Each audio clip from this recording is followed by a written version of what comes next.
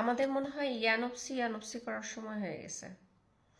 আমরা যারা ভাবতেছিলাম যে ডক্টর ইউনূস বুঝি রাজনীতি বুঝে না, সে শুধু বাণিজ্য বোঝে, ভুল ভাবতেছি।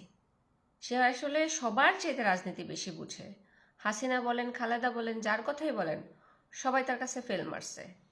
মেটিকুলাস ডিজাইনের নির্মাতা হচ্ছে ডক্টর ইউনূস। সে মাহফুজকে ক্রেডিট দিতে যায় তার ভিতরের যে সত্যি কথা সেটা সে বলে ফেলছে। এরপরে দেখেন হাদিকে নিয়ে কাণ্ড। হাদি মারা গেল বাংলাদেশে। সে ক্রেডিট নেওয়ার জন্য, মানুষকে ভুলানোর জন্য সে এভার কেয়ার, সিঙ্গাপুর সব ঠিক আছে, এমন দিনে সে বলছে, যেদিন ছুটির দিন শুক্রবারে বলছে হাদি মারা গেছে।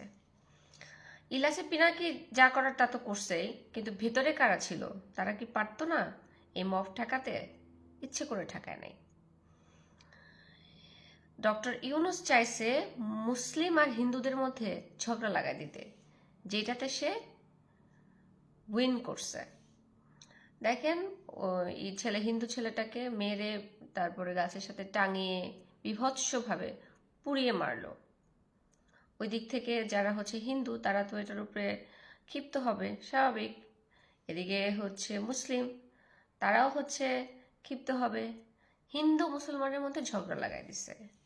তার মানে হচ্ছে বাংলাদেশের মধ্যে হিন্দু মুসলিম যদি ঝগড়া লেগে যায় তাহলে একটা রণক্ষেত্রে পরিণত হবে। এখন আমরা ইউনূস সূরা পড়বো না ইয়ানপসি ইয়ানপসি করবো, এটা এখন আমাদের ভাবতে হবে।